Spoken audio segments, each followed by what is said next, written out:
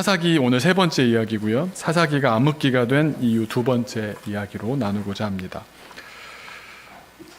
오늘 말씀 가운데 본문을 읽어갈 것이기 때문에 주보를 이렇게 준비해 두시고요. 또 앞에도 보시면서 함께 나누겠습니다. 제가 그런 생각합니다. 코로나 기간이 되면서 교회 안에서 성경 공부를 한다거나 무슨 구역 모임을 좀 더 본격적으로 한다거나 하는 게 좀 어려워져서 설교를 조금 스타일을 이제 바꾼 것, 약간의 성경 공부도 되면서 또 설교도 될 수 있도록 그렇게 준비하다 보니까 좀 이렇게 보고 따라 읽고 이런 부분이 많아서 시대에 맞게 살짝 변형이랄까요? 하고 있다는 걸로 이해하시면 좋겠습니다. 사사기가 왜 암흑기가 되었는가 하는 이유를 살펴보면 우리가 왜 믿음 생활을 하면서도 어둠 속에서 살아가는지 그 이유를 발견할 수가 있습니다. 그래서 이 사사기를 설교를 듣는 그런 자세는 사사시대에 대한 역사적인 이야기로만 들을 것이 아니라 나의 영적인 현실을 알려주시는 그런 이야기로 귀 기울여 듣게 될 때에 은혜가 될 줄로 믿습니다. 왜 이스라엘이 그 젖과 꿀이 흐른다고 했던 그 가나안으로 들어갔는데도 암흑기를 살게 되었을까? 사사기는 확실한 모범을 하나 보여줍니다. 원래는 이렇게 살았어야 했다라는 확실한 모범으로서 한 인물과 그의 가정을 보여줍니다. 바로 갈렙이라는 사람이었습니다.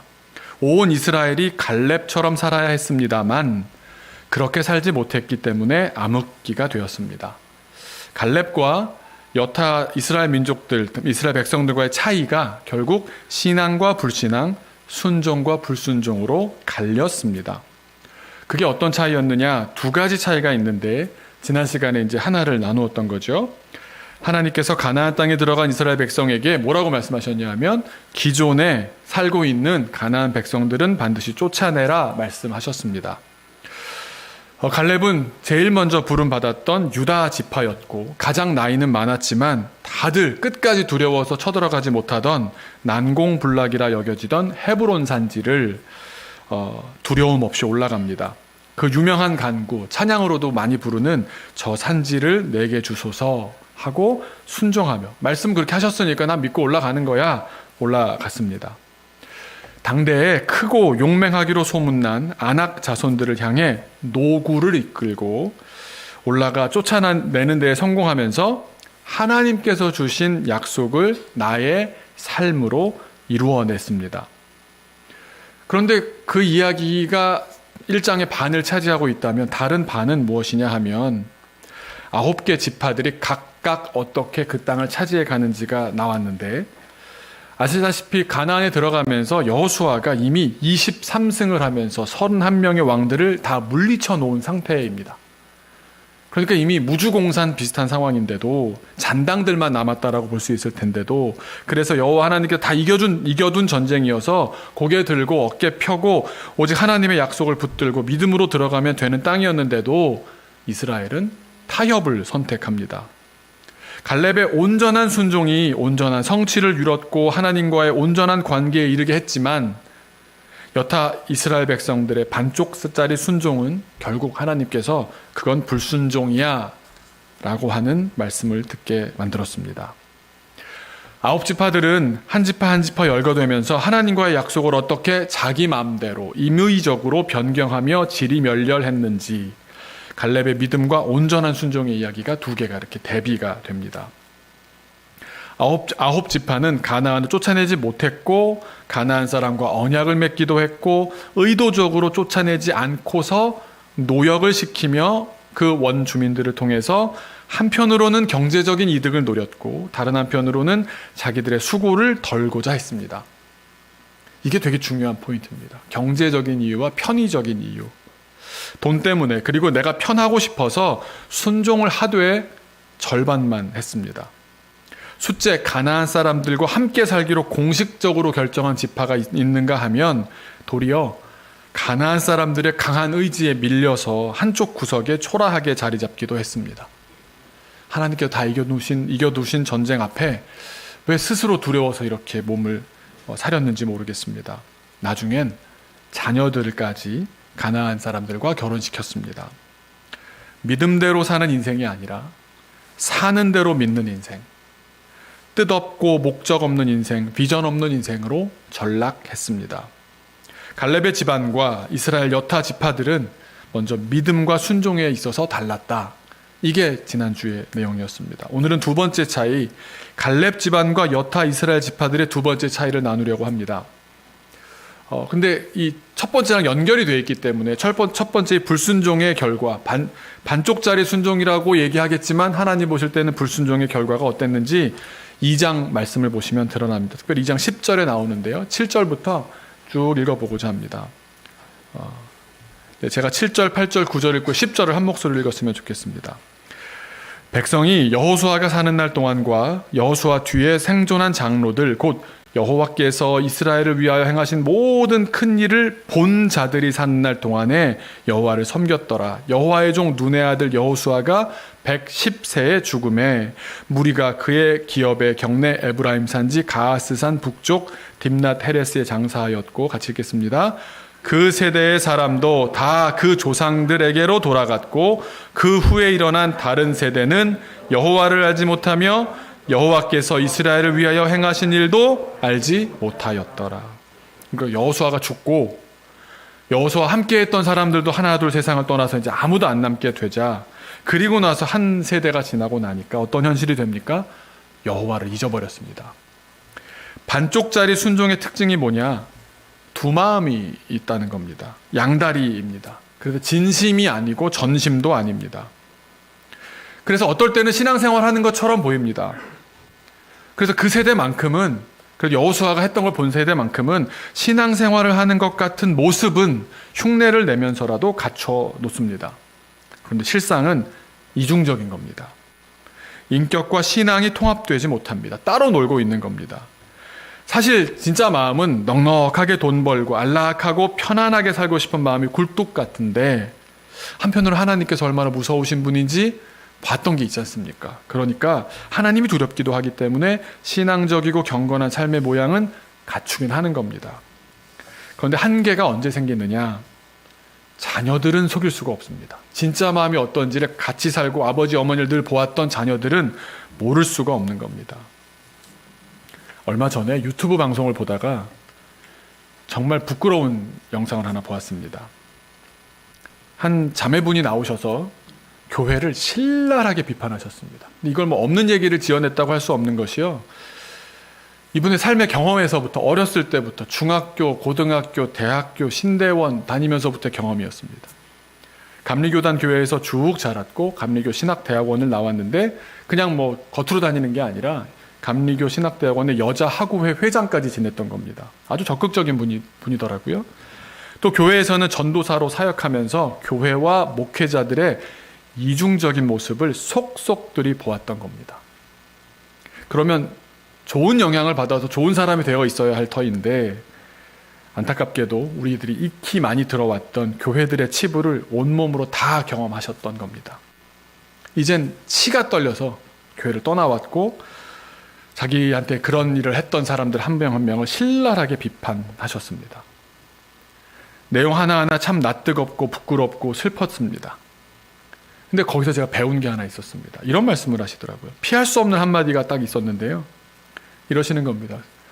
그걸 참 너무 슬픈 내용이, 그 사회를 보는 분이, 이분하고 인터뷰를 하는 건데, 사회를 보는 분도 자기도 20대 초반까지 신앙적인 청년이었다. 순수했고 하나님만 섬기려고 했던 청년이었는데 지금은 유튜브 채널 만들어서 굉장히 많은 구독자를 갖고 있는 그런, 한 사람을 초대해서 뭐 대화 나누는 그런 채널이 된 겁니다. 근데 자기도 교회를 떠났던 이야기를 하는데 서로 너무너무 죽이 잘 맞는 겁니다. 교회를 욕하니까 하나가 되더라고요. 근데 그게 틀린 말이 하나도 없는 겁니다. 그러면서 이분도 마지막으로 이런 질문을 하는 겁니다. 아니, 교회는 그래도 선택해서 가야 되는 사람들한테 뭐라고 말씀하시겠습니까? 좋은 교회를 선택하는 기준이 뭡니까?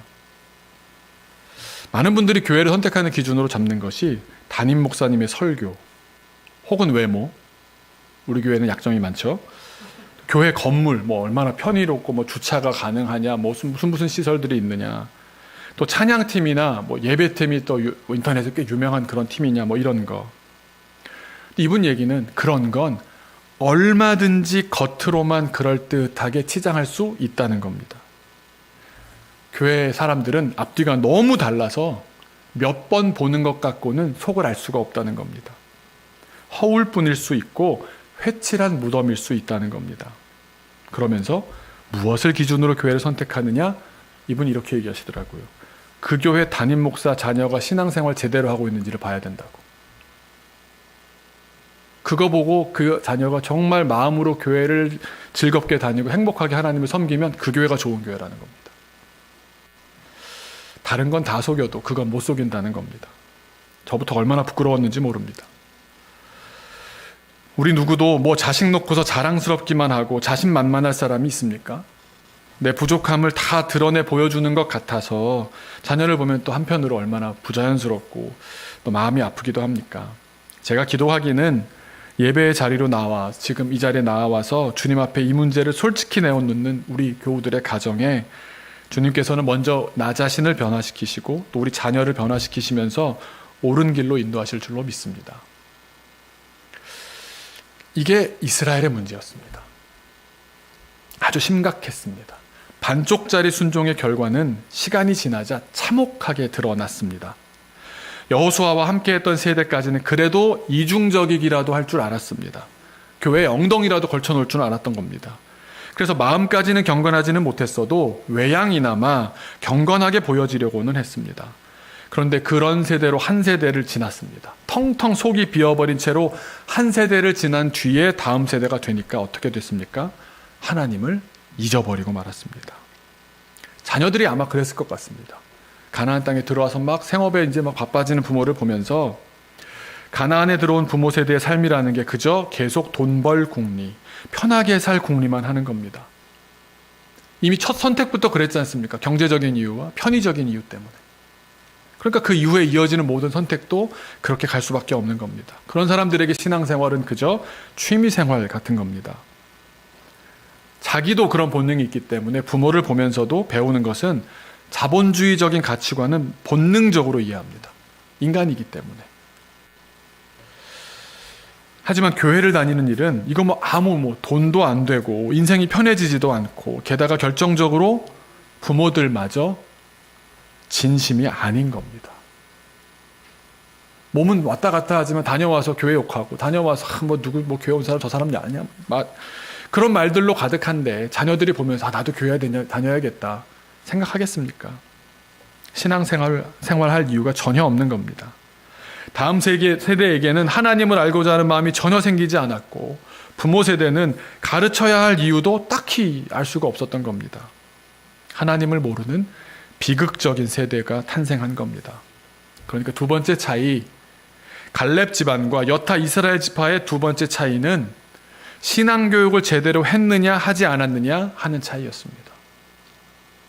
신앙교육을 하지 않은 결과 사사기는 암흑기가 되었고 이스라엘 백성들은 하나님께서 이방 나라들을 들어서 깨우치게 하셔야만 겨우 조금 듣게 되는 시쳇말로 맞아야 정신을 차리는 지경에까지 이르게 된 겁니다. 이스라엘 백성을 보면서 또 저 자신을 보면서 권투 선수 마이크 타이슨의 명언이 떠올랐습니다. 네. 한국말로는 이렇게 얘기하죠. 누구나 그럴싸한 계획을 갖고 있다. 처맞기 전까진. 근데 그 처맞는데 영어로 보면 이제 입을 처맞기 전까지거든요. 그러니까 입을 막 나불나불 대지만 경제적인 이유가 이렇고 하나님 이래서 우리가 못 쫓아냈고 많은 말을 합니다. 자녀 교육할 시간이 없었고 많은 얘기를 하지만 그 다음에 맞이할 현실은 엄청난 대적 앞에 얻어맞는 것 아닙니까? 하나님께서 모범적으로 보여주신 갈렙의 선택은 어땠을까요?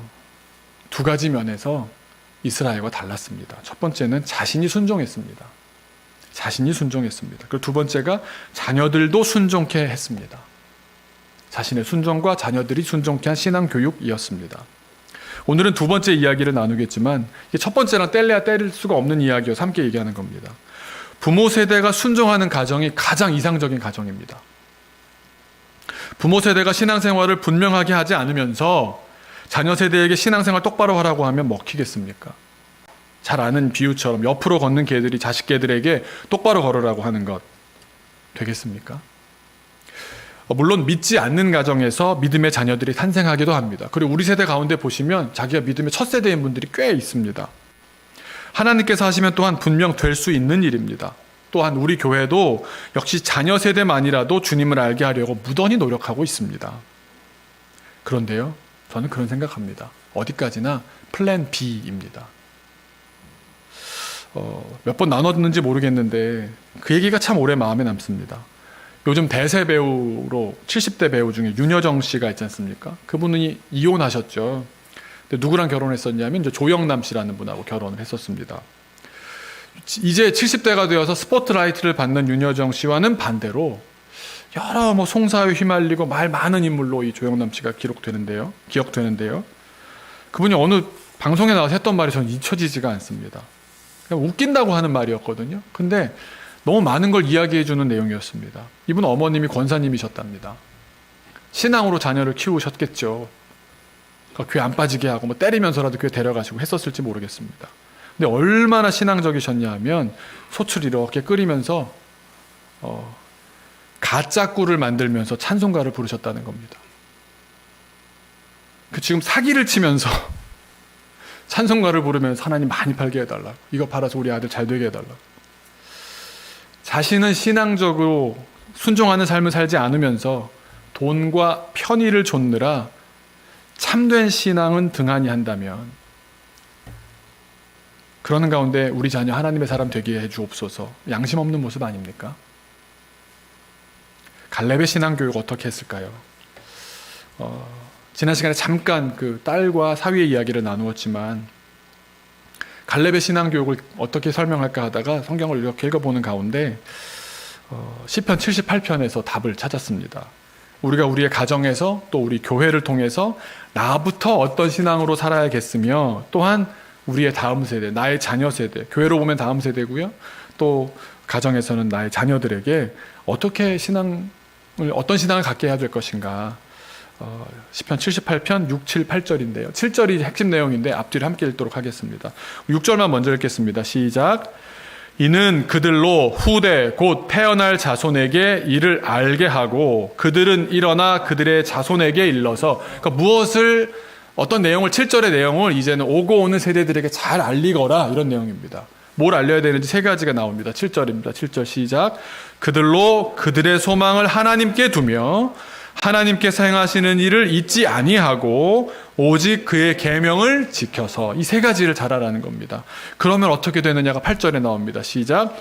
그들의 조상들 곧 완고하고 패역하여 그들의 마음이 정직하지 못하며 그 심령이 하나님께 충성하지 않은 세대와 같이 되지 아니하게 하려 하심이로다. 구분을 지으시는 겁니다. 너희들 이렇게 세 가지를 잘 지키고 다음 세대에게도 잘 전달한다면 너희 선배들처럼 사사기 선배들처럼 출애굽하고 잊어버렸던 그런 사람들처럼 되지 않을 것이다 라고 세 가지를 얘기해 주시는 겁니다. 어떤 신앙인이 되어야 하고 어떤 신앙인으로 길러야 되느냐 세 가지를 나누려고 하는데요. 첫 번째는 하나님께 보여주시겠습니까? 7절 내용이고요. 첫 번째는 뭡니까? 하나님께 소망을 두는 인생이 되어야 합니다. 이스라엘은 우리 사사기 내용과 이제 계속 사사기 내용, 그 다음에 갈렙의 삶의 이야기, 그 다음에 오늘의 이 말씀 세 가지는 이제 겹치셔서 말씀을 드리려고 하는데요. 이스라엘은 다른 데서 소망을 찾았습니다. 가나안 사람들의 노동력과 노하우에서 경제적이고 편의적인 해결책을 찾았습니다. 그러나 쫓아내지 못하고 쫓아내지 않으며 타협했던 것을 두고 하나님은 뭐라고 말씀하셨냐 하면 너 지혜롭다, 너 똑똑하다, 어쩜 그런 생각을 했니라고 칭찬하는 것이 아니라 너는 언약을 깨뜨리고 불순종했다고 말씀하셨습니다.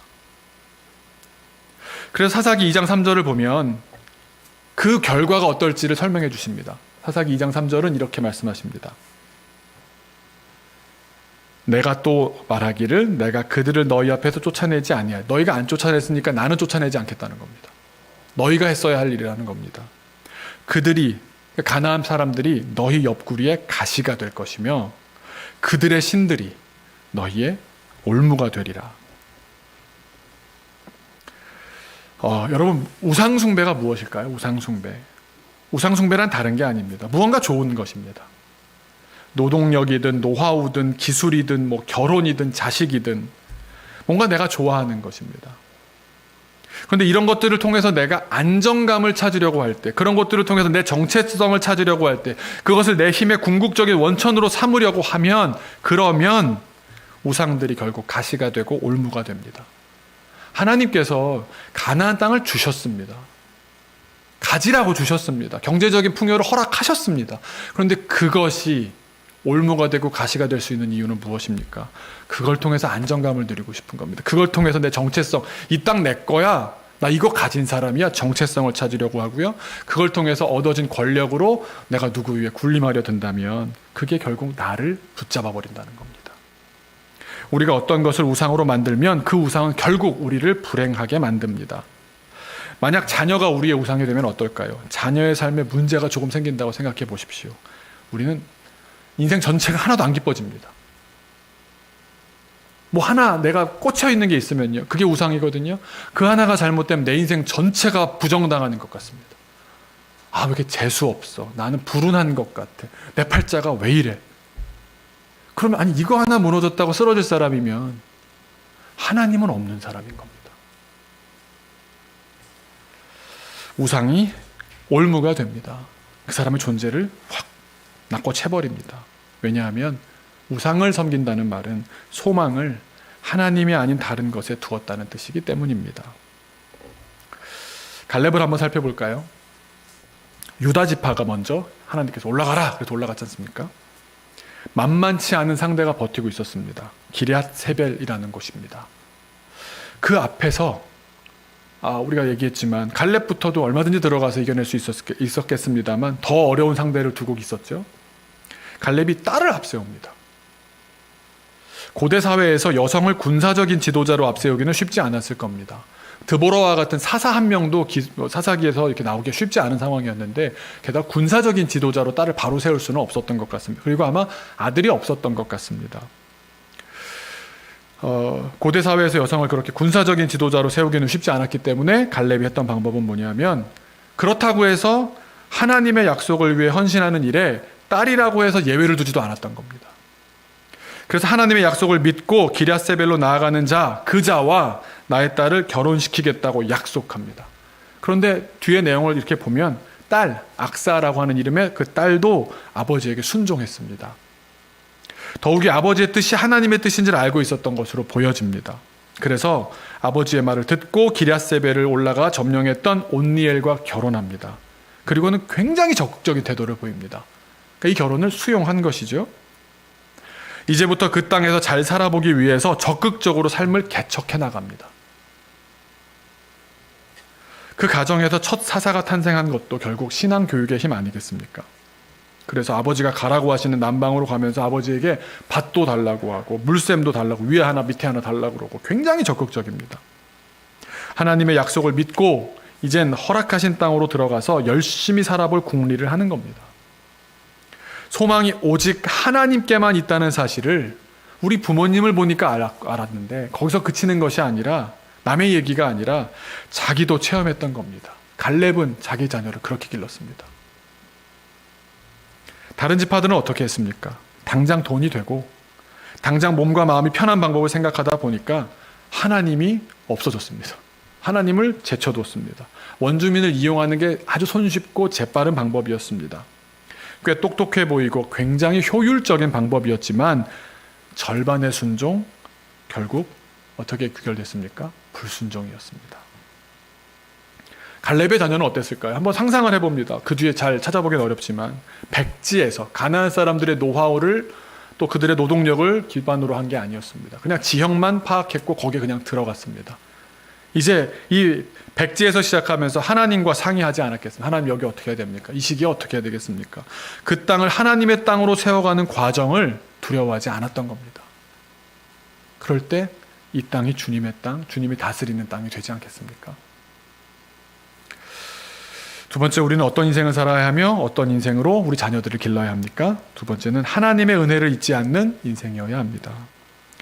우리 지난주가 나누었던 사사기 2장 1절이 이렇게 기록합니다. 보시겠어요? 네, 여호와의 사자가 나타났습니다. 막 쫓아내지 않고 쫓아내지 못하고 막 어울려 살고 막 이러니까 여호와의 사자가 올라왔습니다. 근데 여호와셨습니다.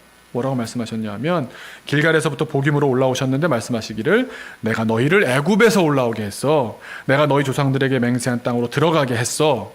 또 내가 이르기를 내가 너와 함께한 언약을 영원히 어기지 아니할 거야. 내가 어떤 사람인지를 계속 말씀하십니다.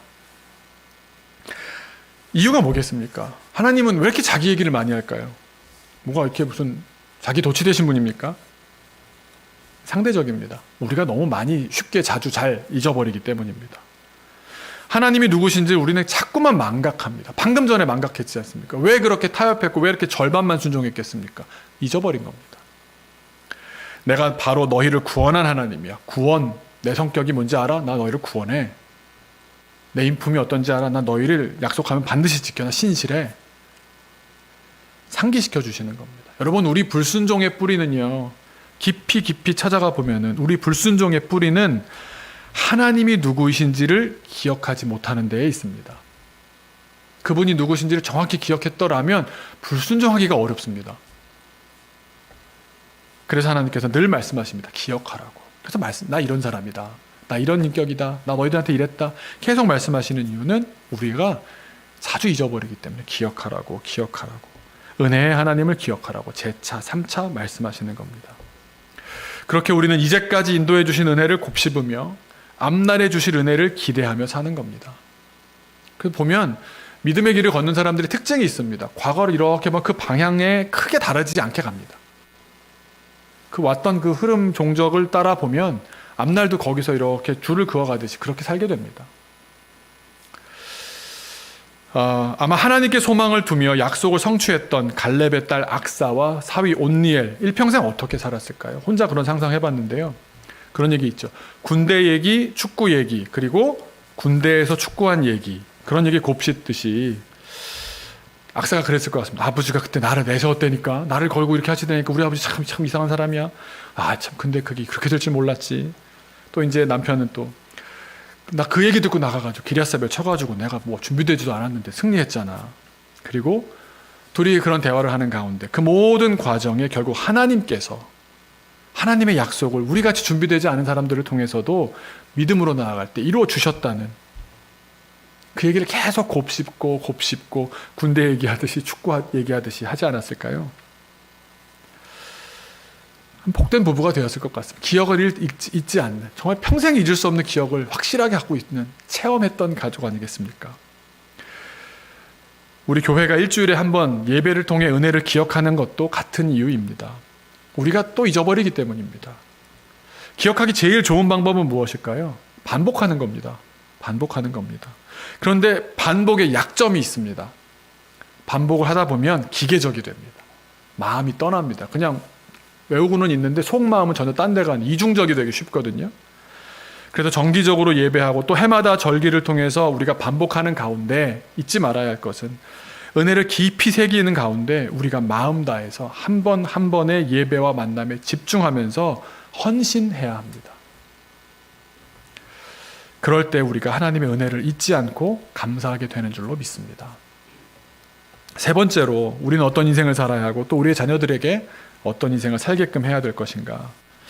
하나님의 말씀을 지키는 인생이어야 합니다.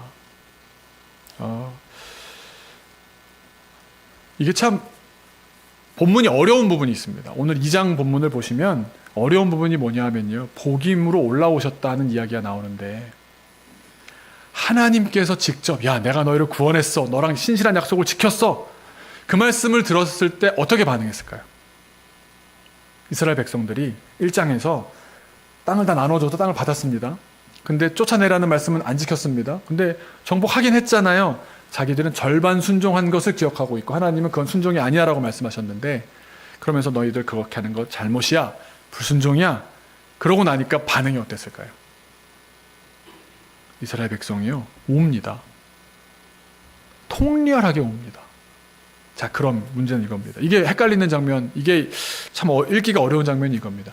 울면 달라졌을까요? 울었다라는 뜻으로 동네 이름이 복임이 됐습니다. 복임이라는 말이 울었다라는 뜻이거든요. 문제는 뭡니까? 울었지만 달라진 건 없는 겁니다. 그냥 울었을 뿐입니다. 복임이란 단어가 굉장히 의미 있어 보이지 않습니까? 뭐 백성들이 통렬히 깨닫고 울었다, 복임. 근데 교회에서 복임 찬양단, 복임 이런 말, 도서 출판 복임 이런 게 없습니다. 왜 그럴 것 같으십니까? 여기서 반만 섬기고 있었기 때문입니다. 내세울 만한 이름이 되질 못했던 겁니다. 무슨 말씀이냐 하면 우리는 신앙적으로 한 번씩 이렇게 카타르시스를 경험하는 걸 좋아합니다. 찬양에 깊이 빠져서 할렐루야 아멘 그럼 참 좋아하고요. 약간 저 이제 한참 대학교 청년부 때 청년들이 하는 말이니까 이해하시고 들으면 영빨이 떨어졌다고 이렇게 충전하러 가야 된다. 그럼 화요일에 가는 데가 있고 목요일에 가는 데가 있고 금요일에 가는 데가 있습니다. 충전하러 가는 것처럼 이렇게 배터리 꽂는 것처럼 가면 찬양하고 울면서 막 충만한 것처럼 돌아옵니다. 근데 하나님은 그걸 복임이라고 말씀하십니다. 하나님 원하시는 건 뭘까요? 말씀에 냉정하게 순종하기를 원하십니다.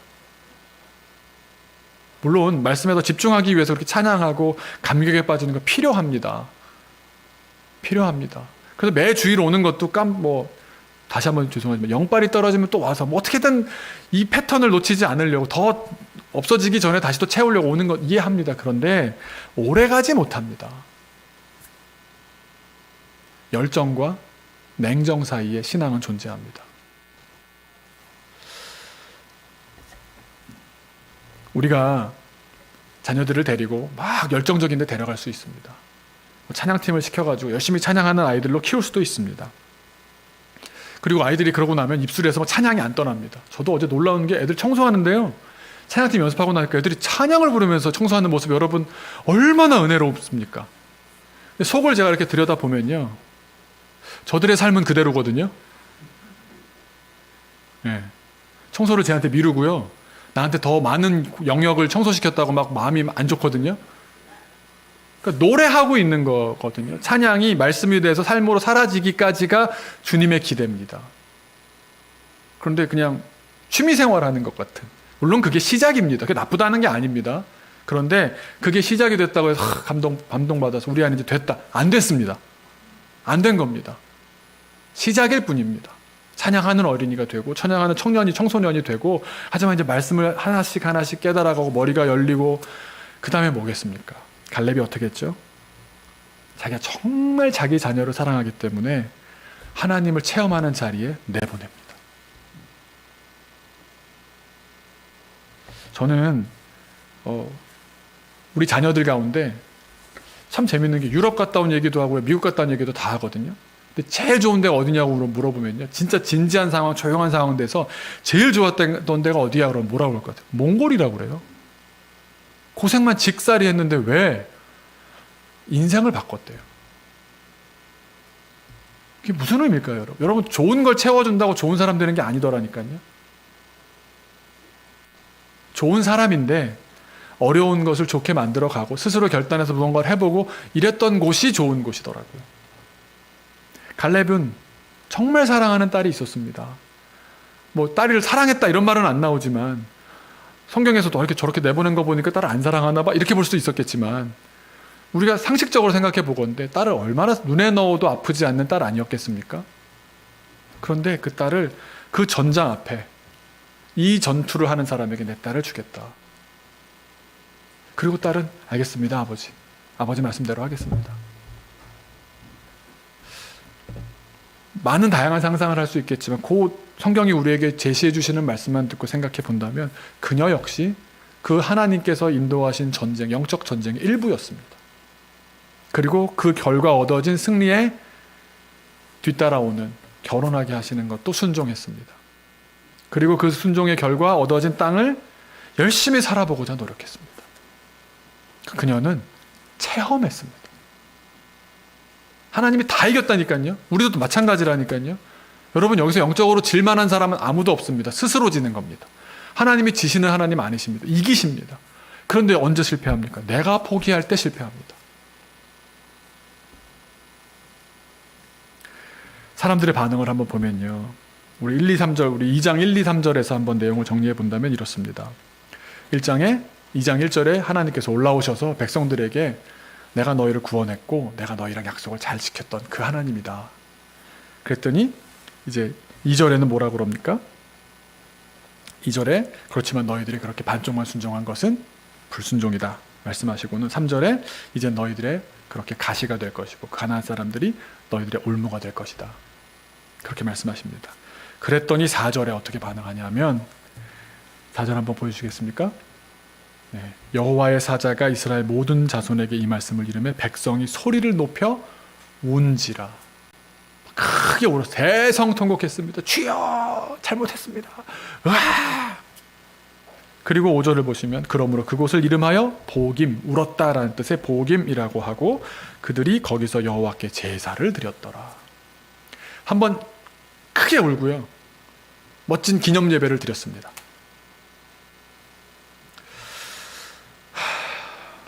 그런데 잠시만 그랬습니다. 그때만 그랬습니다. 여호수아 사후의 첫 세대는 여호와로부터 완전히 돌아서지도 않았고 그렇다고 완전히 순종하지도 않았습니다.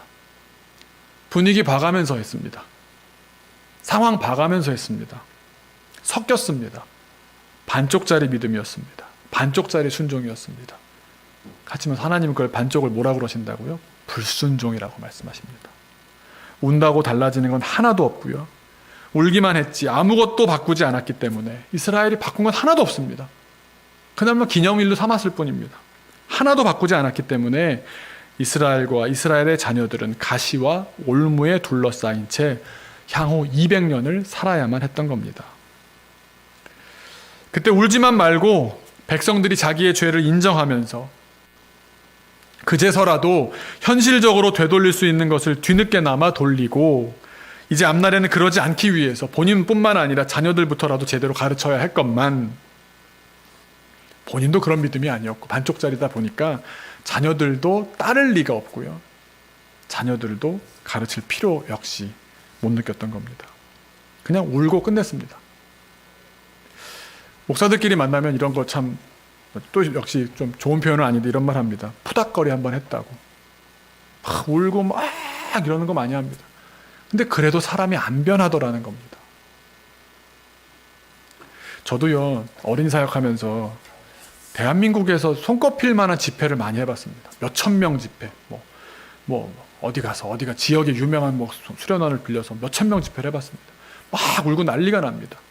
그런데 들려오는 얘기를 들어보면, 그때만 잠깐 그러더라. 그래도 그게 또 얼마나 좋은 경험이에요. 이렇게 말합니다. 그 얘기는 뭡니까? 그건 부가적인 겁니다. 본질적인 것이 있어야 됩니다.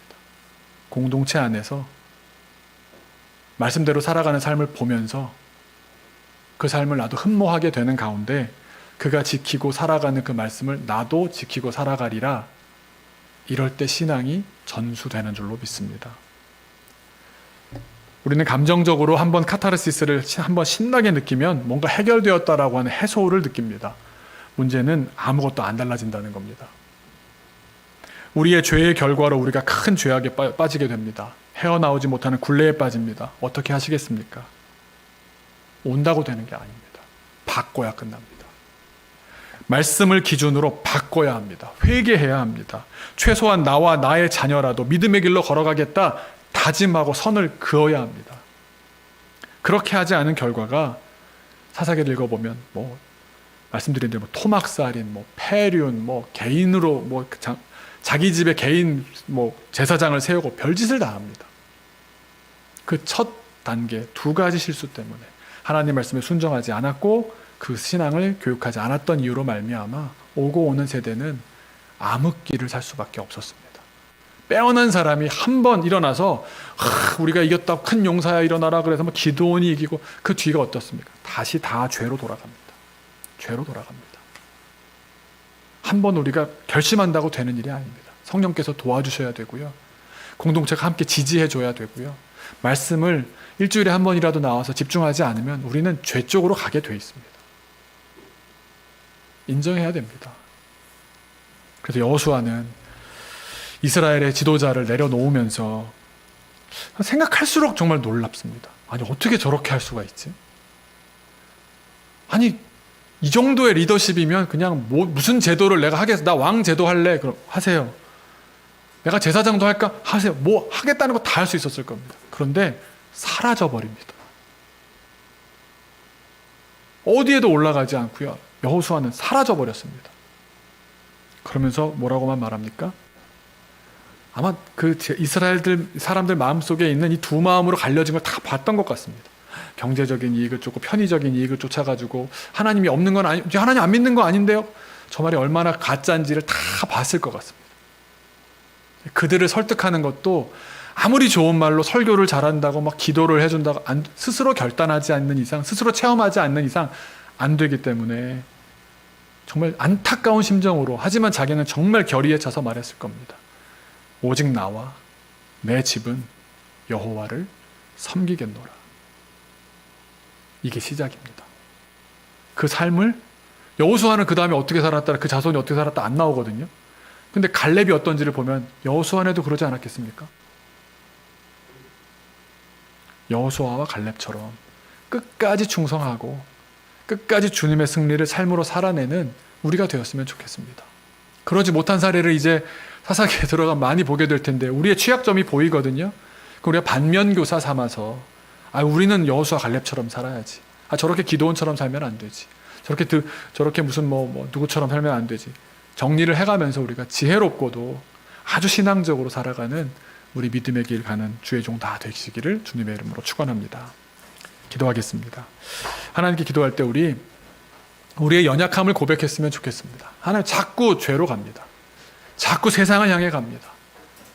저의 연약함을 주님 아시지 않습니까?